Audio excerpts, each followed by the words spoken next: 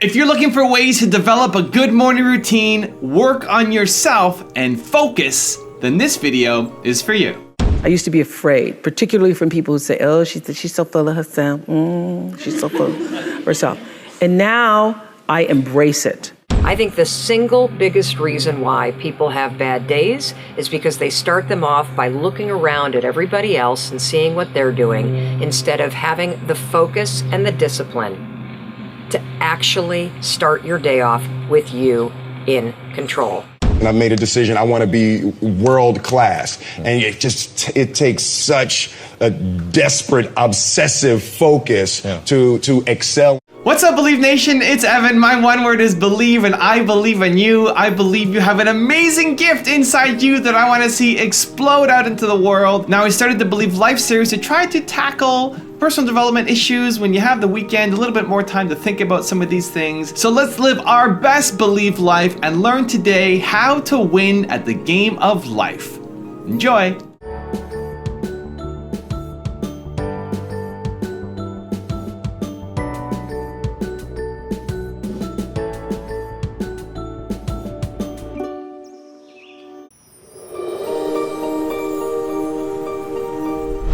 I say to my girls all of the time that your real work is to figure out where your power base is and to work on the alignment of your personality, your gifts that you have to give, with the real reason why you're here.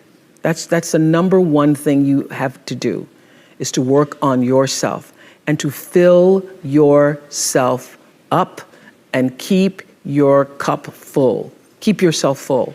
Now, I used to be afraid of that. I used to be afraid, particularly from people who say, oh, she's so full of herself. She's so full of herself. And now I embrace it. I consider it a compliment that I am full of myself. Because you only when you're full, I'm full, I'm overflowing, my cup runneth over. I have so much to offer and so much to give. And I am not afraid of honoring myself. You know, it's miraculous when you think about it. You must come up with a morning routine that you do every single morning, or at least more mornings than not, that puts you in control of yourself and in control of your day. This is what I do, and I cannot explain the power that I get from starting my day off and being bigger than my excuses and being in control. First and foremost, wake up on time. When that alarm goes off, get your butt out of bed. 5, 4, 3, 2, 1, go. Why is that important for persistence? The reason why is because the first decision that you're making of the day is to actually get up and get moving. That means you are persistently bigger than your excuses. You are persistently bigger than feeling lazy. And you are persistently beating the feelings that typically stop you. The second thing that I want you to do, before you look at your email, before you answer your phone, before you start surfing Vox and Vice and BuzzFeed and, TeamStream and checking out the sales on Zappos and looking at your Facebook newsfeed, before you pick up the damn phone, please, please, please figure out your 2 priorities for the day. These are the things that matter to you, whether it's saving money and making sure you're focused on that, or showing up at work and being a contributor, or whether it's changing how you treat your spouse or your kids or the person that you're with, or heck, getting to the gym because you said you would. Whatever it is that your 2 priorities are, put them in your head before you pick up the phone. Why? The reason why is because of persistence. The reason why is because I want you to have a good day. Do you know what makes for a bad day? What makes for a bad day is snoozing, starting your day off late, starting your day off tired, starting your day off by mainlining everybody else's news feed on social media and looking at everybody else's life and saying to yourself, oh my God, they're on vacation, or gosh, they look so great, or their friends are so fancy, or my gosh, they've got so money. You start off your day looking at that shit, you're never going to have a good day. You got to start off your day by getting up on time, figuring out your priorities, and then getting to work on them. Do not pick up your phone until you have done those two things. I think the single biggest reason why people have bad days is because they start them off by looking around at everybody else and seeing what they're doing instead of having the focus and the discipline to actually start your day off with you in control and with your priorities front and center. So, you want a bonus round? Exercise every day. That's right. Get up on time, figure out your priorities, and exercise. You do those three things, you'll be kicking ass every single day. In a world that's changing so quickly, the biggest risk you can take is not taking any risk. And I really think that that's true, right? I mean, a lot of people, I think that, whenever it comes to, whenever you get yourself into a position where you have to make some big shift in direction or do something, there are always, people are going to point to the downside risks of that decision. And locally, they're maybe right? I mean, for any given decision that you're going to make, there's upside and downside.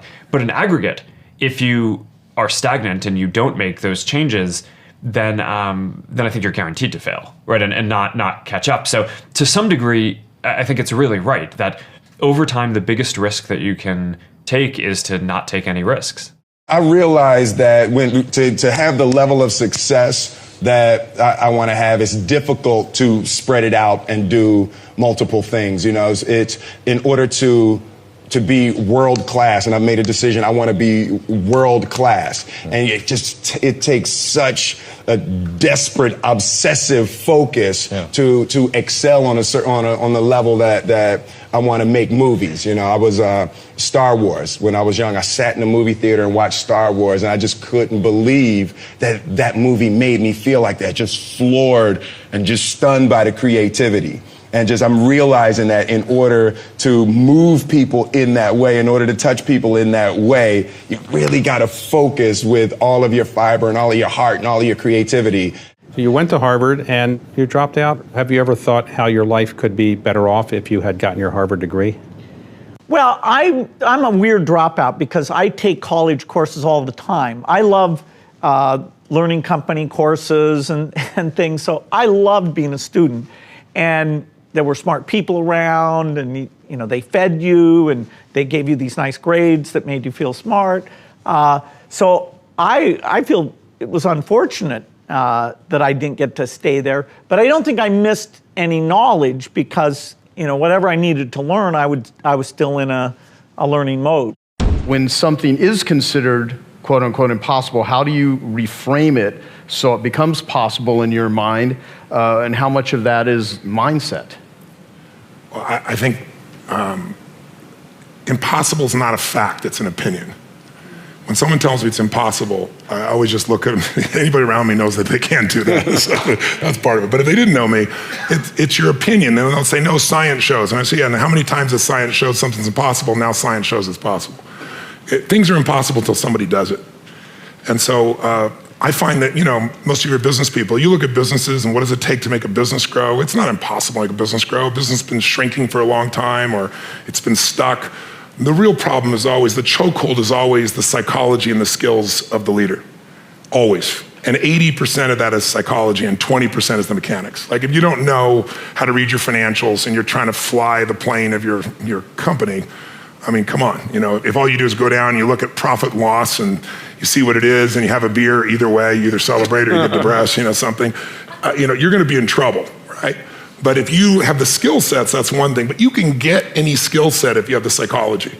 And anytime a business is not growing, it is not because it's impossible. It's because they aren't innovating, and they're not innovating because they're believing it's impossible. I mean, if we all know what does it take to transform, I always tell people it takes 3 things to create a breakthrough in anything, in your personal life, in your business, anywhere. You need a strategy.